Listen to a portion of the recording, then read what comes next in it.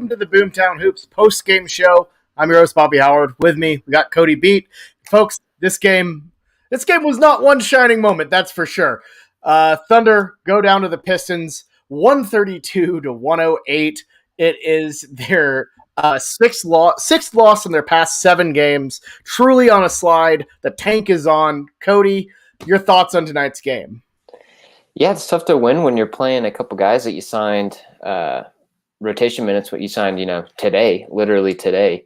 And so then you have, a couple other guys out there. So I think we only had, eight players tonight. So they were at the minimum. And yeah, it was just not a very good game. I think one of the big things is they shot 5 of 27 from 3 tonight. And we've talked about it in the past. And when this team is not hitting threes or shots consistently, they're going to struggle to even score 100 points. And tonight was one of those cases for sure. Yeah, no, this was as bad as it gets as far as Thunder games go. This starting 5 of Poku, Kendrick, Moses Brown, Maladona, and Sevi, this is the anti-offense right there.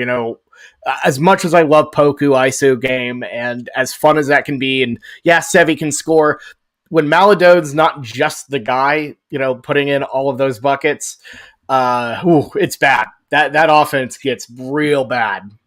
But yeah. Yeah, I mean, Maladone's really the only, true point guard out there. Obviously, like you said, Poku and Svi, they can handle the ball, but they're not very adept at finding those open shooters and really flowing the offense. They're more of a ISO whenever they have the ball in their hands for sure.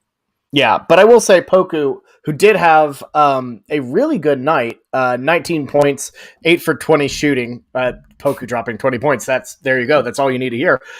He's looking more confident. He had a really nice kind of step back mid-range jumper. Really beautiful stuff.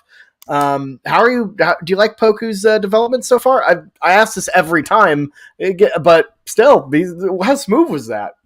Yeah, he was hit as looked like a Dirk shot out there on the one leg. So now he's improving a whole bunch, especially with Dort and SGA and Horford and Baisley being out. He's really being tasked to be one of the lead offensive players for the team right now. And he's definitely showing a lot of improvement, showing why Sam Presti moved up to take him in the draft. He really does have a lot of unique traits that you don't really see a lot of guys his size with, handling the ball really well, pretty decent passer. So, just excited to see him keep growing. And that's what this last part of the season is for the development of guys like Poku, Maladone, and some of the young guys as well. Yeah, absolutely. I agree. That's what is the most important thing. Would love to see Baisley get some minutes. I hope he gets better. But yeah, it's about development. It's not about wins. Our guy Wash is in the chat also. By the way, got another French guy on the team. I bet you're pumped about that, Wash. So yeah, I get what you're saying with the Wizards and Houston continuing to lose. Like, what's kind of the point where it might be too far behind.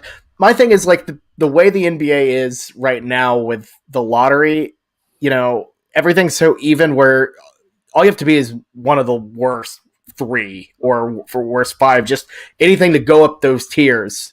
That's all that matters. We're not going to beat the Wizards or Houston in terms of, bottoming it out all the way. But you know what? We can try our best and, hopefully get low enough to get a Suggs or a Cunningham. Cody, your thoughts on that?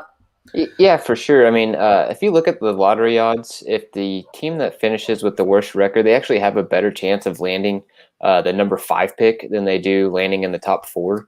I think they have like a 52%, 48 or 52% chance of getting pick 5 as opposed to any of the other ones. So, I mean, if we really want Houston's pick, we want them to finish with the worst record because we get the best odds of them getting pick 5 whenever the lottery comes around. And yeah, and you just, like you were saying, Bobby, I mean, you look a couple years ago, New Orleans and Memphis were kind of in the similar spot as Oklahoma City, kind of in that 7 to 10 range pre-lottery, and they end up getting the first and second pick and taking Zion and Ja. So it's really just about, at this point, developing the young guys and strategically losing some of these games for sure.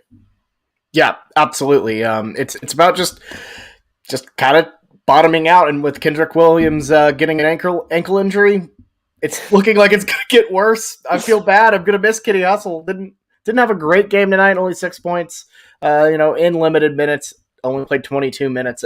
Lowest of anyone in the starting 5. But yeah, I don't know. It's interesting stuff. I agree, Nate. Yeah, you definitely want Houston to get that 5. Go all in for Houston either having worst or the second worst because I really like Kuminga. I think Kuminga is definitely the 5th guy there, and having a wing that could really be a bit of a project. I'd like him more. I know a lot of people like Bazley, but I think he is.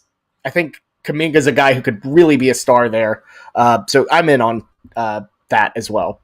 Yeah, for sure. His ceiling, I think, is definitely probably higher than Bazley's.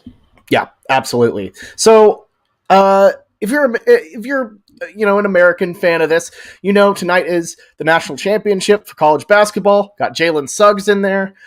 Terrific performance the other night. Cody, I'm sure you saw that. Your thoughts on Suggs? Do you think he would be a good fit with the Thunder? Oh, absolutely. I mean, he's making himself a name in this tournament right now. Looks like he'll probably be a top 3 pick. I think it would go Cade, Mobley, and then Suggs at 3. And yeah, he's looking fantastic. He's really playing really good defense. And then yeah, he's just an all around good offensive player. So I would love to have a backcourt of Suggs and SGA for sure.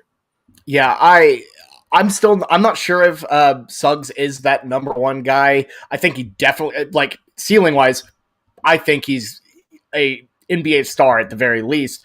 But complimentary, I don't know. I would love to see where he is. I don't think he's the number 1 guy, as in Cade level, no brainer. But I would love to see him with Shea. That sequence, everyone talks about the game winner. The sequence of getting that block and then throwing the assist down. Yeah, that was dirty. So dirty. And he would just be a great fit for next to Shea.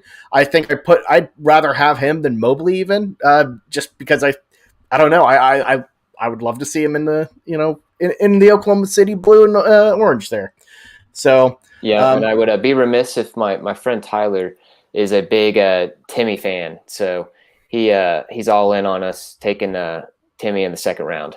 Yes, I would love a deep. I don't know. He seems like a Presti guy, Yeah, for sure. Kind of like a bad guy version of Nick Collison. That's exactly what he looks like. Yeah, great facial hair too. Exactly. Yeah, like the new Captain America is not really a nice guy, but he has kind of an edge to him. That's what Timmy would be. He'd be like I like it. The bad boy Nick Collison. But anyways, Wash wants to know news about Kenny. Left ankle sprain. He was removed from the game. We don't know how severe it is, but knowing how pressed he is, he'll probably be out for a couple games, just out of caution. Anyways. Any final thoughts on this game before we wrap things up and call it a show? Not really. Obviously Jeremy Grant had a great game. He's out there. They need someone to score and provide some offense in Detroit, so he's kind of fit that bill with the contract they gave him. And I thought Hamidou Diallo had a decent game, nothing spectacular, but always doing Hami things. So it was good to see him back in Oklahoma City. Yeah, not a particularly fantastic game from Hami, but he's been doing great in Detroit, which I'm happy to see him do well for sure. And good on Hami. I'm not gonna say anything about Detroit. But Cody, thanks for coming on during. Yeah, Wash says Hami made a 3. He did make a 3. Good on him. That's a rare occasion.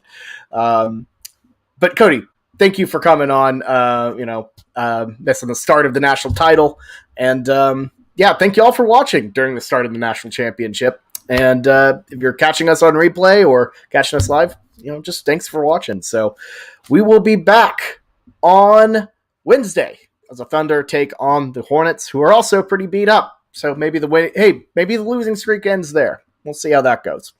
But for me and Cody, this has been the Boomtown Hoops postgame show. Thank you all for listening. Thunder up.